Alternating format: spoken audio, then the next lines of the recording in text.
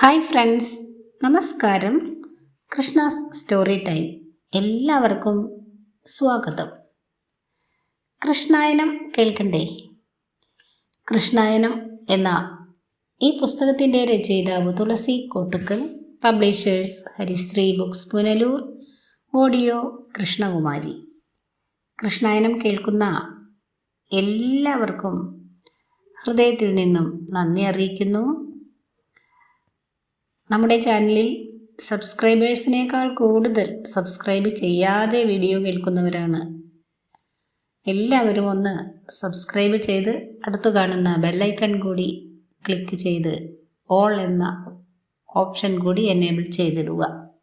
എങ്കിലേ ഞാനിടുന്ന വീഡിയോസിൻ്റെ നോട്ടിഫിക്കേഷൻസ് നിങ്ങൾക്ക് കൃത്യമായി ലഭിക്കുകയുള്ളൂ.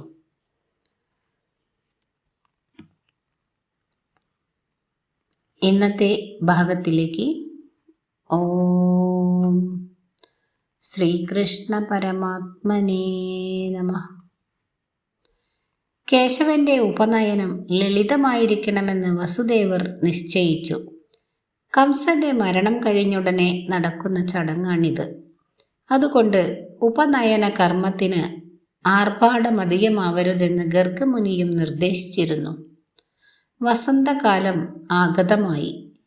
മരങ്ങൾ പൂത്തുലഞ്ഞു. കുയിലുകൾ മാഗന്ധമുണ്ട് സപ്തരാഗങ്ങൾ ആലപിച്ചു. യമുന തെളിഞ്ഞൊഴുകി. കണ്ണൻ്റെ പ്രിയ സഖിയായ അവൾക്ക് കേശവ സമാഗമത്തിന് എപ്പോഴും പെരുത്ത ആശയാണല്ലോ. യമുനയുടെ കരയിലാണ് ഉപനയനത്തിനുള്ള യജ്ഞവേദി ഒരുക്കിയത്. വസുദേവരുടെ കൊട്ടാരത്തിൽ മതിയെന്ന് അക്രൂരനടക്കം പലരും അഭിപ്രായപ്പെട്ടു. അപ്പോൾ ബലരാമൻ പറഞ്ഞു, നിങ്ങൾ കൃഷ്ണനോട് തന്നെ ചോദിക്കുക. എന്തിനും വ്യക്തമായ ഉത്തരം നൽകുവാൻ അവന് കഴിയും. എന്നല്ല, അവന് മാത്രമേ അതിന് കഴിയൂ താനും. ഒടുവിൽ വസുദേവർ കേശവനോട് തന്നെ ചോദിച്ചു. വേദീയരായ പലരും അപ്പോൾ വസുദേവരോടൊപ്പമുണ്ടായിരുന്നു. കേശവൻ പറഞ്ഞു, ഭൗതിക ജീവിതത്തിൽ യജ്ഞോപവീത ധാരണം രണ്ടാം ജന്മമാണ്. അത് അനാർഭാടമായി പ്രകൃതിയോട് ഇണങ്ങി നടത്തേണ്ടതാണ്. നദിയും മലയും മരവും മൃഗങ്ങളുമായി മനുഷ്യൻ നിരന്തരം ബന്ധപ്പെടണം. ജീവിവർഗത്തിൽ ചിന്തകളിലൂടെ കർമ്മങ്ങൾ കരുപ്പിടിപ്പിക്കുവാൻ മനുഷ്യന് കഴിവുണ്ട്. മറ്റു ജീവികൾക്കാകട്ടെ പ്രകൃതിയുടെ ബന്ധത്തിൽ മാത്രമേ പ്രവൃത്തികൾ രൂപപ്പെടുത്തുവാനാവുകയുള്ളൂ. മനുഷ്യൻ ചിന്തയും കർമ്മവും പ്രകൃതിയുടെ സാന്നിധ്യത്തിൽ രൂപപ്പെടുത്തുകയാണെങ്കിൽ അത് ശ്രേഷ്ഠമായിരിക്കും. അതുകൊണ്ട് യജ്ഞോപവീത ധാരണം യമുനയുടെ കരയിൽ തന്നെ ആവുന്നതാണ് നല്ലത്. ഗർഗമുനിയുടെ സാന്നിധ്യത്തിൽ അദ്ദേഹം തന്നെ നിശ്ചയിച്ച മുഹൂർത്തത്തിൽ യജ്ഞവേദി ജ്വലിച്ചു. ഋത്തിക്കുകളും സന്യാസിമാരും വേദിയരായ ജനങ്ങളും യമുനയുടെ കരയിലേക്ക് ഒഴുകി. കൃഷ്ണന്റെ ഉപനയന കല്യാണം കാണുവാൻ ആകാശത്ത് ദേവന്മാർ നിരന്നു. മന്ദാരപ്പൂക്കൾ കുടന്നയിലാക്കി ആ നിമിഷത്തിനവർ കാത്തുനിന്നു. ബലരാമനും ഉദ്ധവനും അക്രൂരനും എല്ലാ കാര്യത്തിനും നേതൃത്വം നൽകി. യജ്ഞവേദി തെളിഞ്ഞു. അഗ്നി ബഹുമാനപൂർവം കത്തിജ്വലിച്ചു. മന്ദപവനൻ ഒതുങ്ങി പെരുമാറി. അഷ്ടദിക്പാലന്മാർ ആദരപൂർവം എത്തി. സ്നിഗ്ധമന്ത്രങ്ങൾ ഉച്ചരിച്ചു. മന്ത്രോച്ചാരണത്തിൻ്റെ ഗാംഭീര്യം അന്തരീക്ഷത്തിൽ തങ്ങി നിന്നു. ചടങ്ങിൽ സംബന്ധിക്കുവാൻ അനേകം ബന്ധുക്കൾ എത്തി. പാണ്ഡവരോടൊപ്പമാണ് കൃഷ്ണൻ വേദിയിലേക്ക് വന്നത്. ധാരാളം ബാലന്മാരും കൃഷ്ണനൊപ്പമുണ്ടായിരുന്നു. സൈരന്ധ്രിയടക്കം അനേകം സുന്ദരിമാർ കൃഷ്ണന്റെ മൃഗചർമ്മധാരണത്തിനെത്തി. ഗോകുലത്തിൽ നിന്ന് രോഹിണി എത്തിച്ചേർന്നു. യമുനയിൽ മുങ്ങി മയിൽപ്പീലി നനഞ്ഞ വസ്ത്രങ്ങളോടെ കേശവൻ അധ്വരവേദിയുടെ മുമ്പിലേക്ക് വന്നു. ഗർഗൻ എല്ലാം നിർദ്ദേശിച്ചു കൊടുത്തു. പൂണൂലെടുത്ത് മന്ത്രങ്ങൾ ഉച്ചരിച്ചു. അർദ്ധനിമീലിതാക്ഷനായ ആചാര്യൻ ഇരുന്നു. അത്ഭുതമെന്നല്ലാതെ എന്താണ് പറയുക? മനോഹരമായ ഒരു ലോകം അദ്ദേഹത്തിൻ്റെ മുൻപിൽ തെളിഞ്ഞു വന്നു. അടിവെച്ച് ഉയരുന്ന തിരമാലയിൽ നനുത്ത ഒരു പ്രകാശം പരന്നു. അഭൗമമായ ഒരു ആ തേജോവിലാസത്തിൽ തിരമാല രത്നനിറങ്ങളുടെ കറ്റയായി.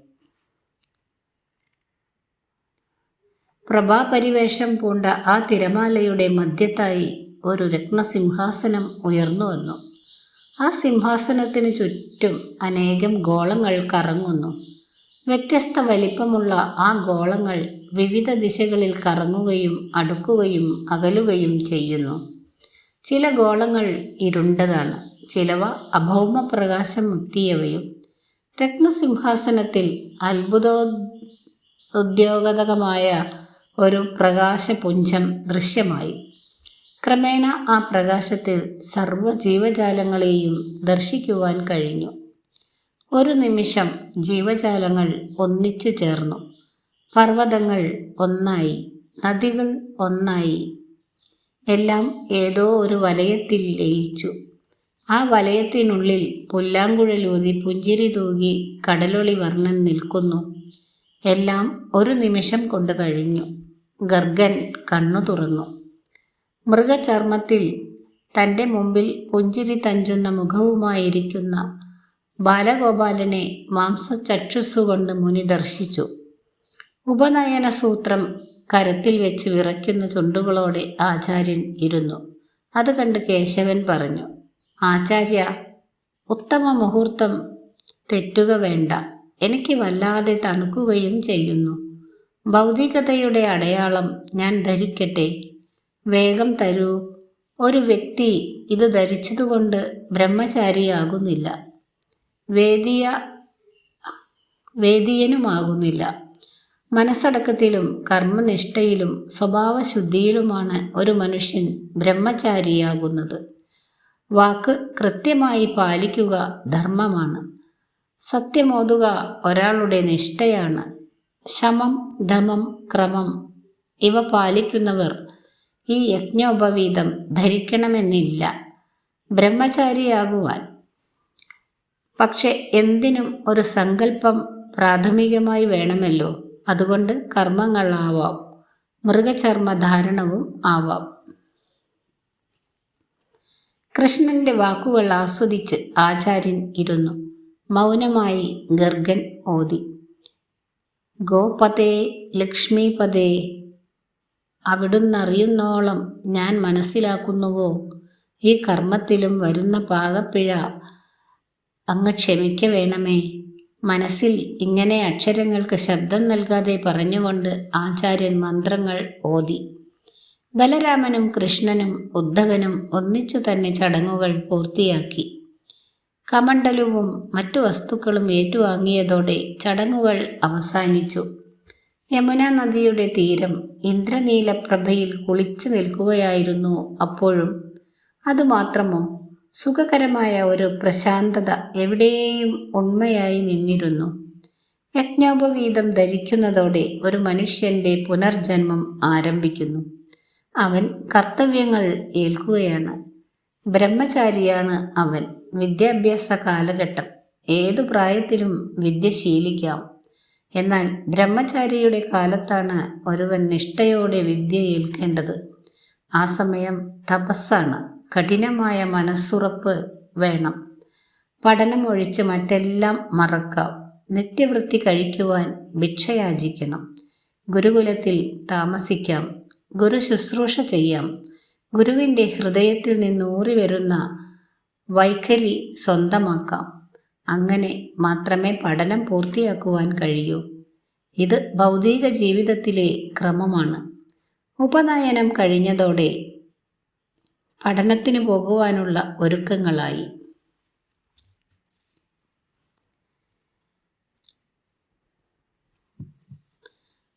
അടുത്ത ഭാഗം ഗുരുകുലത്തിലേക്ക്. ഉപനയനം കഴിഞ്ഞു. ജനങ്ങൾ പിരിഞ്ഞു. വസുദേവർ കൃഷ്ണന്റെ ജനന സമയത്ത് മനസ്സിൽ പ്രാർത്ഥിച്ച ദാനങ്ങൾ യഥാവിധി നിർവഹിച്ചു. ഗോദാനം, അന്നദാനം, വസ്ത്രദാനം, രക്തദാനം, കാഞ്ചനദാനം തുടങ്ങി എല്ലാം നടത്തി. കൃഷ്ണന് ഐശ്വര്യം പ്രദാനം ചെയ്യുവാൻ പ്രപഞ്ചമൂർത്തികളോട് പ്രാർത്ഥിച്ചു. ഐശ്വര്യസാക്ഷികൾ കൃഷ്ണന് ചുറ്റും വന്നു ബഹുമാനത്തോടെ നിന്നു. അണിമ, മഹിമ തുടങ്ങിയ ഐശ്വര്യസിദ്ധികളുടെ മൂർത്തികൾ ഭഗവാനെ സാഷ്ടാംഗം പ്രണമിച്ചു. കേശവനോട് അവർ പറഞ്ഞു, പിതാവ് ഞങ്ങൾക്ക് ഹോമദ്രവ്യം തന്നു. അങ്ങയെ വന്നു കണ്ട് പ്രാർത്ഥിക്കേണ്ടത് കടമയാണ്. ഞങ്ങൾ ഇതാ വന്നിരിക്കുന്നു. ആജ്ഞാപിക്കുകയേ വേണ്ടൂ. എന്താണ് ഞങ്ങൾ അനുഷ്ഠിക്കേണ്ടത്? മാധവൻ പുഞ്ചിരിച്ചു അവരോട് പറഞ്ഞു, നിങ്ങൾ പോകുവിൻ. നിങ്ങളുടെ ആദരവിൽ ഞാൻ ആനന്ദിക്കുന്നു. ആവശ്യം വരുമ്പോൾ വിളിക്കാം. അപ്പോൾ ആഗതരായാൽ മതി നിങ്ങൾ. അവർ പിരിഞ്ഞുപോയി. പ്രപഞ്ചത്തിൻ്റെ നിശബ്ദതയിൽ കർമ്മകാണ്ഡത്തിന് ശക്തി നൽകിക്കൊണ്ട് അവർ വ്യാപരിച്ചു. വസുദേവർ മാധവന്റെയും നീലാംബരന്റെയും വിദ്യാഭ്യാസത്തിനുള്ള ഒരുക്കങ്ങൾ ആരംഭിച്ചു. അതിനുള്ള മുഹൂർത്തം ഗർഗനെ കൊണ്ട് ഗണിച്ചെടുത്തു. ആചാര്യൻ വസുദേവരോട് പറഞ്ഞു, കർമ്മകാണ്ഡം പൂർത്തിയാകുവാൻ ചില കാര്യങ്ങൾ നാം അനുഷ്ഠിച്ചേ മതിയാവൂ. കുലപതികളാണ് വിദ്യ അഭ്യസിപ്പിക്കേണ്ടത്. അതിനുള്ള യോഗ്യത അവർ നേടിയിരിക്കുന്നു. അതുകൊണ്ട് ബലരാമനും കേശവനും വിദ്യ അഭ്യസിക്കേണ്ടത് അവന്തി രാജ്യത്തിലെ പ്രശസ്ത പണ്ഡിതനും ആചാര്യനുമായ സാന്ദീപനിയുടെ അടുക്കലാണ്. വേദജ്ഞൻ, നീതിജ്ഞൻ, കലാകർമ്മജ്ഞൻ, ശ്രേഷ്ഠപ്രിയൻ ഇങ്ങനെ അനേകം ബിരുദങ്ങൾ നേടിയ ആ മുനി പുങ്കവൻ തന്നെയാണ് ഇവരെ പഠിപ്പിക്കേണ്ടത്. അങ്ങനെ വരണമെന്നത് കാലഗതിയെന്നും ഓർമ്മിക്കുക. ഗർഗന്റെ ഉപദേശം വസുദേവർ ഏറ്റുവാങ്ങി. അവന്തിയിലെ ഗുരുകുലത്തിലേക്ക് പോകുവാൻ ഒരുക്കങ്ങൾ പൂർത്തിയാക്കി. ദേവകിയുടെ ഉള്ളു വീണ്ടും തുടിച്ചു, നിലവിട്ട് പിടഞ്ഞു. പ്രസവിച്ച നിമിഷം മണിക്കുട്ടനെ കണ്ടതാണ്. പിന്നെ 10 വർഷങ്ങൾ കണ്ണിൽ എണ്ണയുമൊഴിച്ച് കാത്തിരുന്നു അവനെ ഒന്ന് കാണുവാൻ. കൃഷ്ണൻ മധുരയിൽ എത്തി. ബഹളങ്ങൾ തീർന്നു. അവനെ കൊതിതീരെ ഒന്ന് കണ്ടപ്പോഴേക്കും ഉപനയനമായി. അതിനുള്ള ഒരുക്കങ്ങളായി.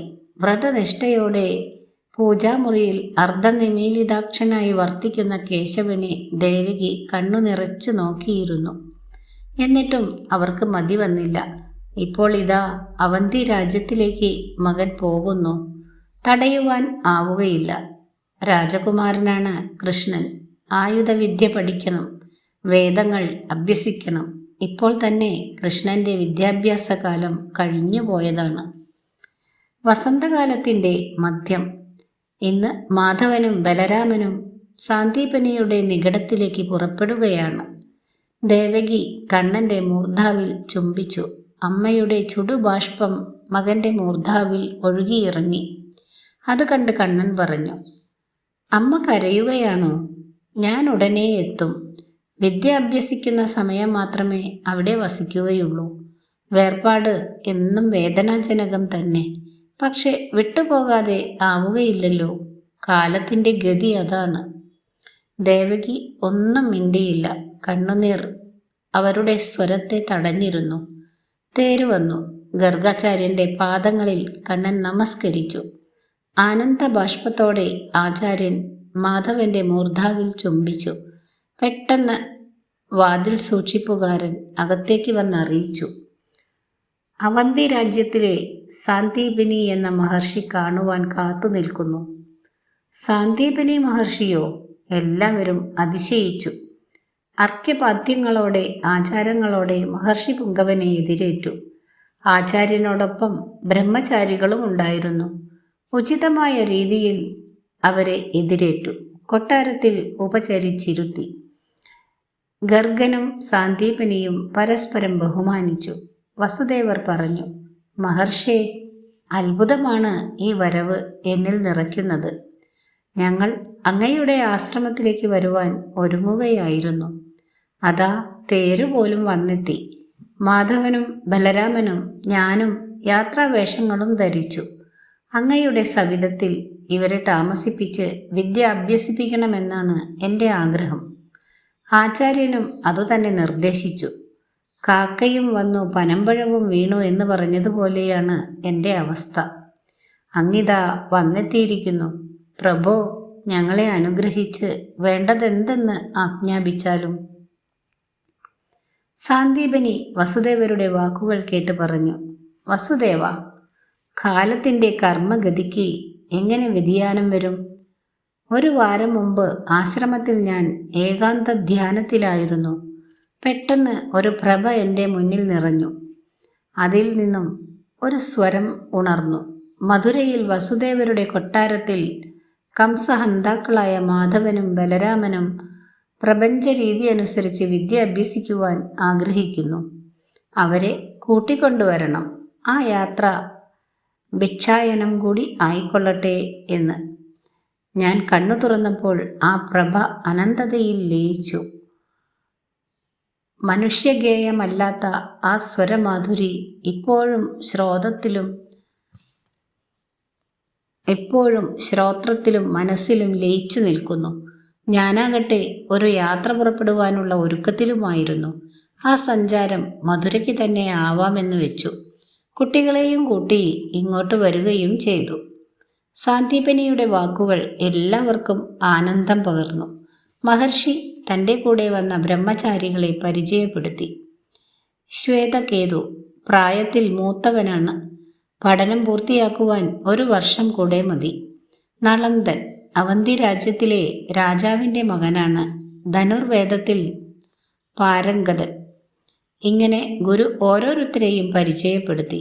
അക്കൂട്ടത്തിൽ നന്നേ ചെറിയവനും കനം തീരെ കുറഞ്ഞവനുമായ ഒരു ബാലനെ സാന്ദീപനി സമീപം ചേർത്തു നിർത്തി പറഞ്ഞു, ഇവൻ്റെ പേര് കുചേലൻ എന്നാണ്. സാമവേദഗാനം നല്ല ഈണത്തിൽ ആലപിക്കും. വിജ്ഞാനത്തിലും പുരാണ പാരായണത്തിലും ഉന്നതൻ. ഇങ്ങനെ പറഞ്ഞ ശേഷം ഗുരു കുചേലനോട് സാമവേദം ആ സദസ്സിനു വേണ്ടി പാടുവാൻ ആജ്ഞാപിച്ചു. ലജ്ജയുടെ പരിവേഷം ലേശം മുഖത്തിടാതെ കുചേലൻ ആവണിപ്പലകയിൽ ചമ്രം പടിഞ്ഞിരുന്നു. മാധവൻ കുചേലനെയും കുചേലൻ മാധവനെയും ശ്രദ്ധിച്ചു. ഒരു നിമിഷം ആ കണ്ണുകൾ ഇടയുകയും ചെയ്തു. കുചേലൻ പാടുവാൻ തുടങ്ങി. ശ്രുതി മാധുര്യത്തോടെ, അർത്ഥവ്യക്തിയോടെ, രാഗാലാപനത്തോടെയുള്ള ആ ഗാനം സദസ്സിനെ ഉലച്ചു. നന്നേ ചെറിയ ആ ബാലൻ്റെ സാമർഥ്യത്തിൽ എല്ലാവരും അത്ഭുതപ്പെട്ടു. ഗുരുവിൻ്റെ ആജ്ഞയനുസരിച്ച് കുചേലൻ ആലാപനം അവസാനിപ്പിച്ചു. ആശ്രമത്തിലേക്ക് പോകുവാൻ ഇനി വിളംബരം വേണ്ട. സാന്ദീപനിയുടെ ഗുരുകുലത്തിലേക്ക് പോകും മുമ്പേ മാധവന് കുചേലനെ ഇഷ്ടപ്പെട്ടു. ഉഗ്രസേന മഹാരാജാവ് എത്തി കുട്ടികളെ അനുഗ്രഹിച്ചു. തേരുകൾ തയ്യാറായി. എല്ലാവരും സ്യന്തനങ്ങളിൽ കയറി. ഇളമുള പൊട്ടും പോലെ ദേവകി കരഞ്ഞുപോയി. വസുദേവരുടെ കണ്ണുകളും നിറഞ്ഞു. രോഹിണിയും ബാഷ്പാംഗിയായി. രഥങ്ങൾ നീങ്ങി. ഇനിയുള്ള ദിവസങ്ങൾ മറ്റു ചിന്തകൾ ഇല്ല, പഠനം മാത്രം. വേദം, നിരുക്തം, ഛന്ദസ് എന്നിങ്ങനെ വിജ്ഞാനത്തിൻ്റെ ഭണ്ഡാഗാരങ്ങൾ തുറക്കുന്നു. ഏറ്റുവാങ്ങുവാൻ ഒരുക്കിയ ഹൃദയപാത്രവുമായി വിദ്യാർത്ഥികൾ കാത്തു നിൽക്കുന്നു.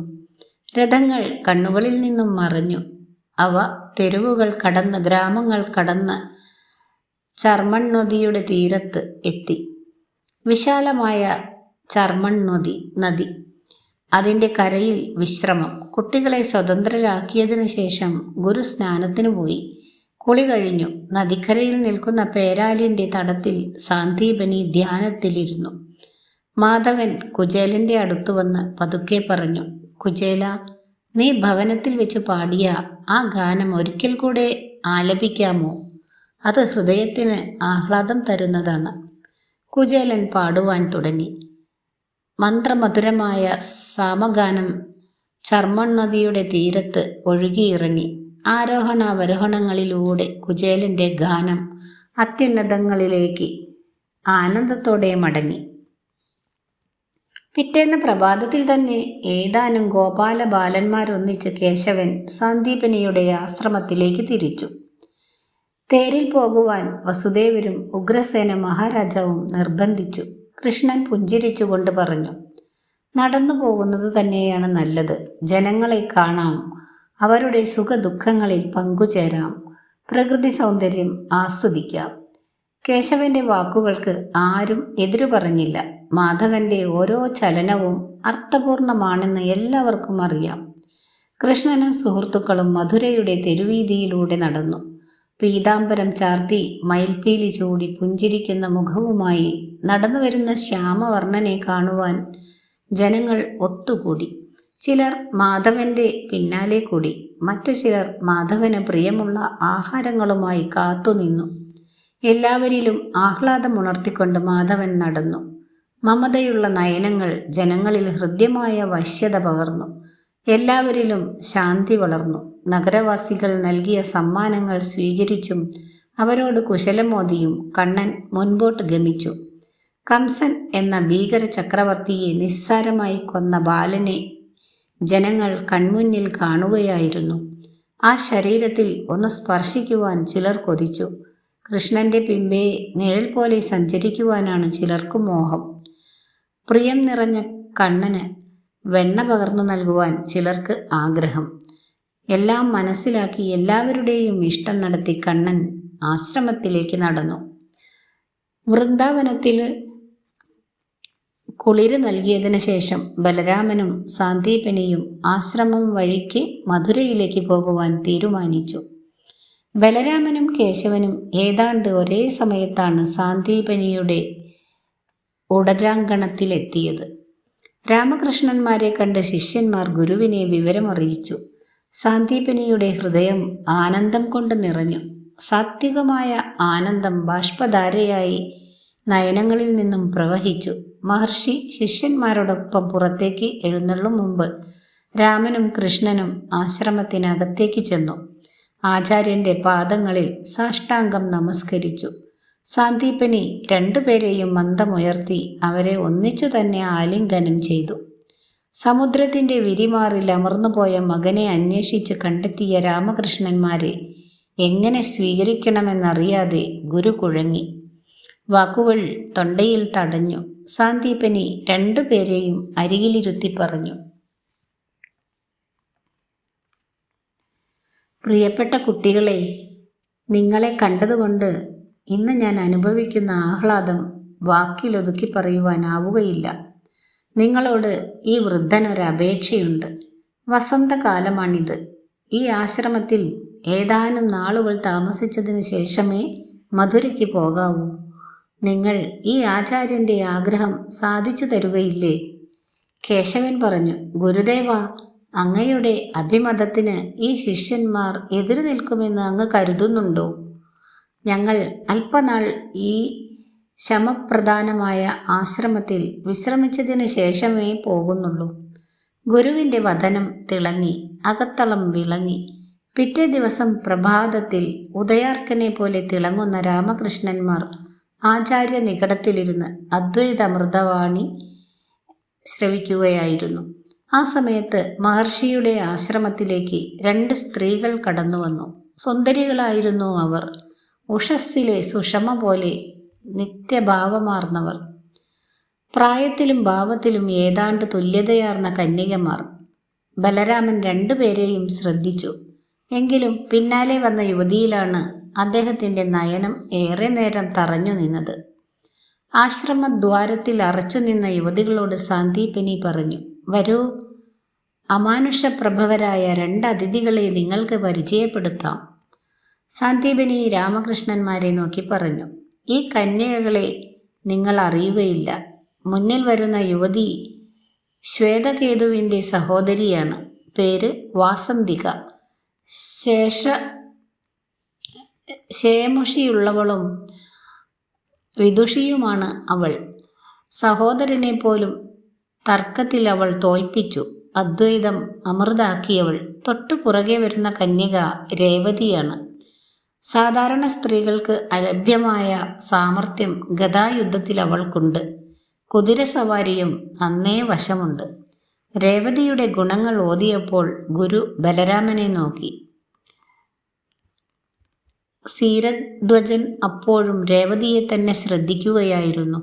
അലൗകികമായ ഒരു സൂക്ഷ്മവിശേഷം ആ കന്യകയിലെ ഉണ്ടെന്ന് ബലരാമന് തോന്നി. വാസന്തികയും രേവതിയും ഗുരുവിനെ വന്ദിച്ചു. ഗുരു പറഞ്ഞു, ഈ ഇരിക്കുന്ന കുമാരന്മാരെ നിങ്ങൾക്കും പരിചയമുണ്ടാവില്ല. നീല വസ്ത്രങ്ങൾ ധരിച്ച് അരുണപ്രഭനായി മിന്നുന്ന ആ കുമാരൻ ബലരാമൻ. ഇന്ദ്രനീല വർണ്ണത്തോടെ പീതാംബരം ധരിച്ചിരിക്കുന്ന ഈ കുമാരൻ കൃഷ്ണൻ. വസുദേവപുത്രന്മാർ. കംസനെ കൊന്ന് മധുര യാദവർക്ക് നൽകിയ വീരന്മാർ. ജരാസന്ധനെ 18 പ്രാവശ്യം പരാജയപ്പെടുത്തിയ അസുലഭ പ്രഭാവമുള്ളവർ. ബലരാമനാണ് ജ്യേഷ്ഠൻ.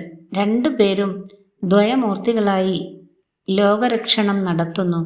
സമുദ്രത്തിൻ്റെ തിരയിൽ മറഞ്ഞ എൻ്റെ മകനെ രക്ഷിച്ചു തന്നത് ഇവരാണ്. അസുവും വസുവും തന്ന് ഇവർ എനിക്ക് ആമോദമേകി. വാസന്തികയും രേവതിയും രാമകൃഷ്ണന്മാരെ വന്ദിച്ചു. രേവതിയുടെ നീൾമിഴി തുമ്പുകൾ അമ്പുകളായി വമ്പുറ്റ ബലരാമന്റെ അന്തരംഗത്തിൽ അമർന്നത് കൃഷ്ണൻ കണ്ടു. ഗുരുവിൻ്റെ അനുജ്ഞയോടെ കുമാരിമാർ ആശ്രമം വിട്ടു. അവർ പോയപ്പോൾ ത്രികാലജ്ഞാനിയായ മാധവൻ മായ കൊണ്ട് സത്യത്തെ മറച്ചിട്ട് ഗുരുവിനോട് ചോദിച്ചു. ആചാര്യ, ജിജ്ഞാസ കൊണ്ട് ചോദിക്കുകയാണ്. ഒരു യുവതി ഗദായുദ്ധം അഭ്യസിക്കണമെങ്കിൽ പ്രത്യേകിച്ച് എന്തെങ്കിലും കാരണം വേണം. രേവതിയുടെ വിദ്യാഭ്യാസത്തിന് പിന്നിൽ അങ്ങനെ വല്ല കഥയുമുണ്ടോ? എല്ലാം അറിയുന്നവനാണല്ലോ അങ്ങ്, ആചാര്യൻ പറഞ്ഞു. കേശവ, നീ ചോദിച്ചത് നന്നായി. രേവതിയെക്കുറിച്ച് മുന്നാലെ നിന്നോട് പറയണമെന്ന് കരുതിയതാണ്. അവളുടെ കാര്യം ഓർക്കുമ്പോൾ എൻ്റെ ഹൃദയം തകരുന്നു. യഥാർത്ഥത്തിൽ രേവതിയുടെ കഥ കരുണാമയമാണ്. പ്രഭാസ തീർത്ഥം നിനക്കറിയാമല്ലോ. അതിനടുത്ത് സമുദ്രത്തിലേക്ക് ഇറങ്ങി നിൽക്കുന്ന ഒരു സ്ഥലമുണ്ട്. അതിൻ്റെ നാമം കുശസ്ഥലി എന്നാണ്. സമുദ്രതീരത്ത് കിടക്കുന്ന ആ സ്ഥലം ഒരു വാണിജ്യ കേന്ദ്രമാണ്. കടൽ അകത്തേക്ക് തള്ളിക്കിടക്കുന്നതിനാൽ ആഴി കടന്നു വരുന്നവർക്ക് ഇറങ്ങുവാൻ പറ്റിയ കേന്ദ്രമായി കുശസ്ഥലി മാറി.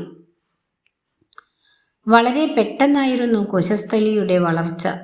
കടൽ കടന്നു വരുന്നവരുടെ സമ്പത്ത് കൊണ്ട് കുശസ്ഥലി വേഗം വളർന്നു. പ്രകാശം മുറ്റിയ രത്നങ്ങൾക്കും മനോഹരമായ പട്ടാമ്പരങ്ങൾക്കും കുശസ്ഥലി പ്രശസ്തി ആർജിച്ചു. അവിടുത്തെ യുവതികൾ അലങ്കാരവതികൾ ആയിരുന്നു. ധീരന്മാരും സത്യസന്ധരുമായിരുന്നു പുരുഷന്മാർ. ആയതലോചനങ്ങളിൽ അഭ്യാസ പാടവം ആവിഷ്കരിക്കുന്ന നർത്തകിമാർ തിങ്ങിയ നാടായിരുന്നു കുശസ്ഥലി. സൗന്ദര്യത്തിലും സമ്പത്തിലും മികച്ച ഈ ആഴിയുടെ മുത്തിനെ സ്വന്തമാക്കുവാൻ പലരും ആഗ്രഹിച്ചു. അക്കാലത്ത് പുണ്യജൻ എന്ന ഒരു രാക്ഷസൻ പത്തേമാരിയിലെത്തി. അവന് വമ്പിച്ച ഒരു കൽപ്പട തന്നെ ഉണ്ടായിരുന്നു. കടൽപ്പട തന്നെ ഉണ്ടായിരുന്നു. രാക്ഷസവർഗത്തിൽ പിറന്ന പുണ്യജൻ ദുഷ്ടനും വക്രബുദ്ധിക്കാരനുമായിരുന്നു. സഞ്ചാരികളിൽ നഗരത്തിൻ്റെ ഐശ്വര്യം അറിഞ്ഞാണ് അവൻ എത്തിയത്. ഹേമന്തം കഴിഞ്ഞു. അമാവാസി ദിവസം. കുശസ്ഥലി കഠിനമായ തമസ്സിൽ ഭയന്ന് ഉറങ്ങുകയായിരുന്നു. പൊടുന്നനെയാണ് അവളുടെ മാറിലേക്ക് വാളുകൾ ആഞ്ഞു പതിച്ചത്. കുശസ്ഥലി ഞെട്ടിയുണർന്നപ്പോഴേക്കും പുണ്യജന്റെ സഹചരന്മാരും പടയാളികളും നഗരത്തിൽ തേർവാഴ്ച നടത്തിക്കഴിഞ്ഞിരുന്നു. ആ പണങ്ങൾ കൊള്ളയടിച്ചു. രത്നങ്ങൾ എല്ലാം കുത്തിവാരി, സ്വർണ്ണാഭരണങ്ങൾ തൂത്തുവാരി.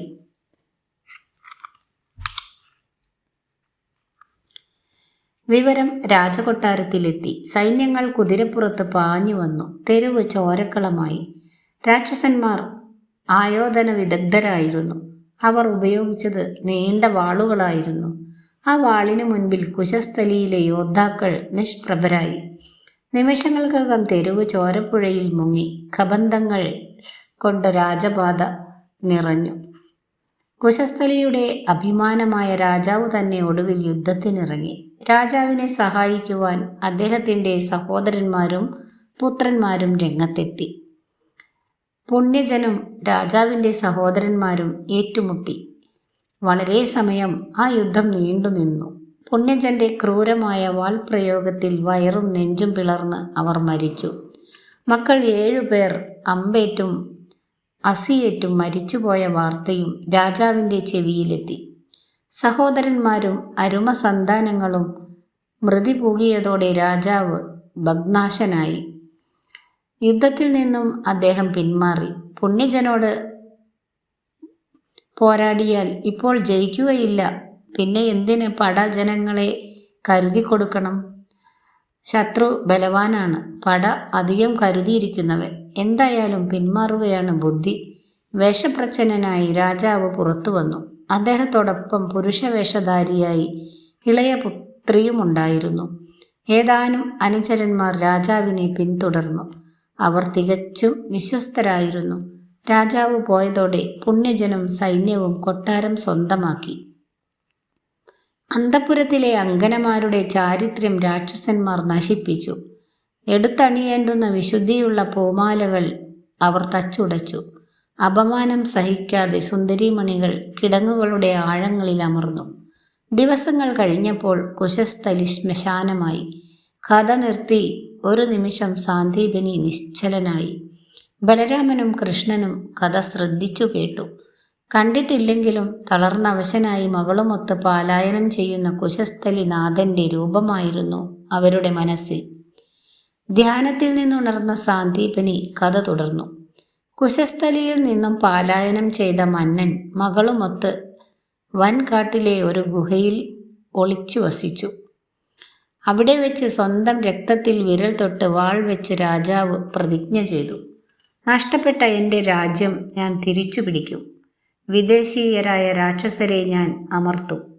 മാസങ്ങൾ കഴിഞ്ഞ് രാജാവ് വേഷപ്രച്ഛന്നനായി പുറത്തിറങ്ങി തൻ്റെ സുഹൃത്തുക്കളെ സമീപിച്ചു. രാജാവ് മരിച്ചെന്ന് കരുതിയ പല സുഹൃത്തുക്കളും ആശ്ചര്യഭരിതരായി. അനുതാപത്തോടെ അവർ വർത്തിച്ചു. പക്ഷെ ആളും അർത്ഥവും നൽകി സഹായിക്കുവാൻ തയ്യാറായില്ല.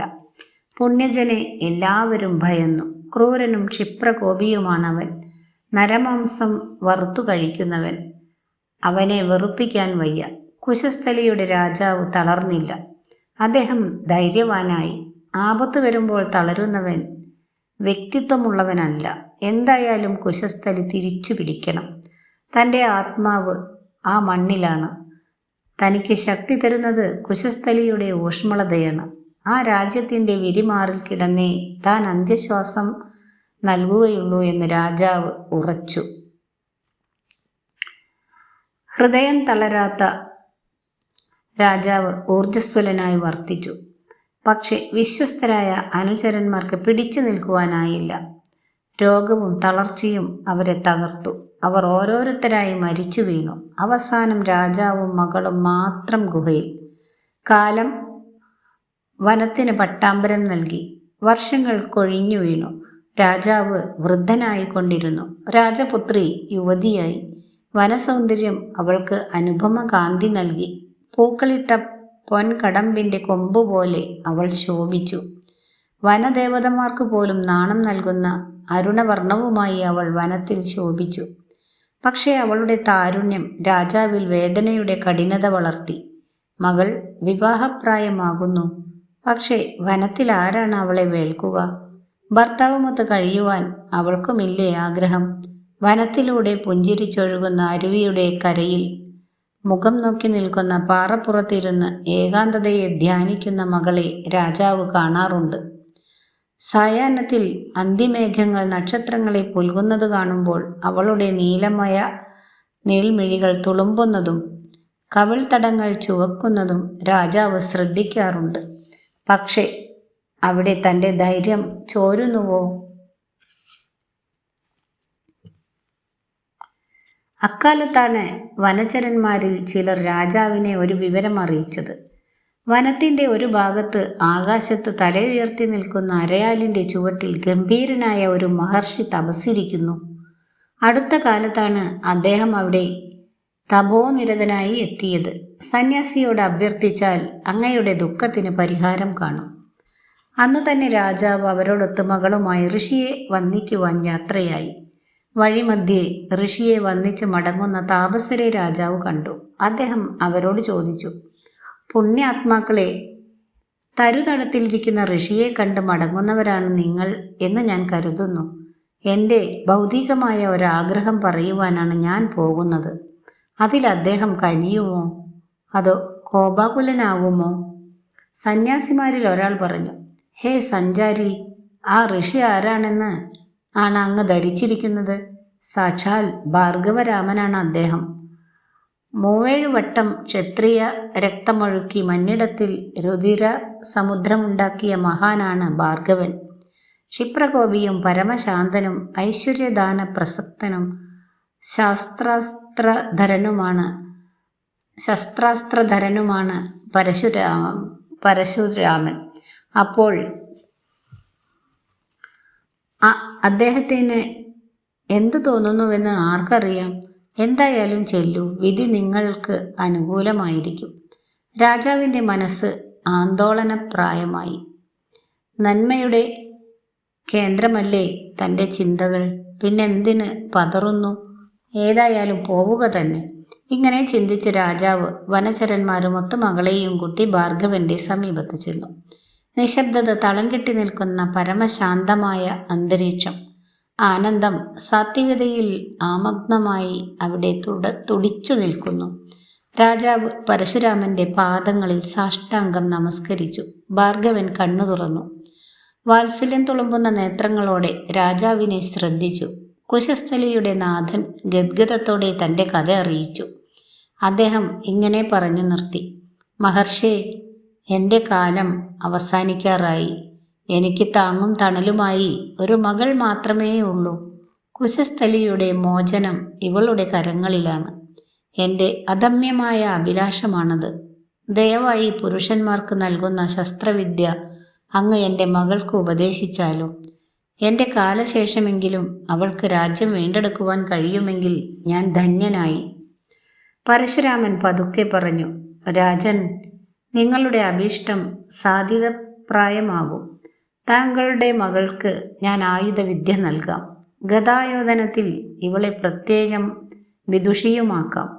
താങ്കളുടെ കഥനത്തിന് കാലം തന്നെ പരിഹാരം നൽകുമെന്നറിയുക. പരശുരാമൻ രാജപുത്രിക്ക് ആയോധന വിദ്യ ഉപദേശിച്ചു. ദിവ്യമായ മന്ത്രങ്ങൾ നൽകി. പുരുഷന്മാർ പോലും പിന്മാറുന്ന ഗദാ പരിശീലനം അവൾ വിജയകരമായി പൂർത്തിയാക്കി. പഠനം കഴിഞ്ഞു. ഭാർഗവൻ രാജാവിനോട് പറഞ്ഞു: തരുണിയായ മകളുമൊത്ത് വനത്തിൽ കഴിയുന്നത് നല്ലതല്ല. താങ്കൾ സാന്ദീപനിയുടെ ആശ്രമത്തിലേക്ക് പോകണം. 2-3 വർഷം അവിടെ വസിക്കുക. ഭാഗ്യം നിങ്ങൾക്ക് വന്നു ചേരും. അണിയറയിൽ അതിനുള്ള ഒരുക്കങ്ങൾ നടക്കുന്നുണ്ട്. രാജാവും പുത്രിയും അങ്ങനെ സാന്ദീപനിയുടെ ആശ്രമത്തിലെത്തി. രാജാവ് കഥകൾ ഓതിയ ശേഷം മകളെ ആശ്രമത്തിൽ താമസിപ്പിച്ചു. അദ്ദേഹം ക്ഷിപ്രാ നദിയുടെ തീരത്തുള്ള ഒരു ഗുഹയിൽ വാസവുമാക്കി. ആ കന്യകയാണ് ശ്വേതകേതുവിൻ്റെ സഹോദരിയോടൊപ്പം വന്ന രേവതി.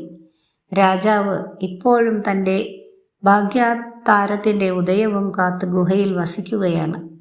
രേവതിക്ക് പുണ്യജനെ തോൽപ്പിക്കണമെന്നാണ് ആഗ്രഹം. അവൾ മാത്രം എന്തു ചെയ്യും? രാക്ഷസനെ വകവരുത്തുവാൻ കഴിഞ്ഞില്ലെങ്കിൽ അഗ്നിപ്രവേശം നടത്തി മരിക്കുവാനാണ് അവൾ ദൃഢവ്രതമെടുത്തിരിക്കുന്നത്.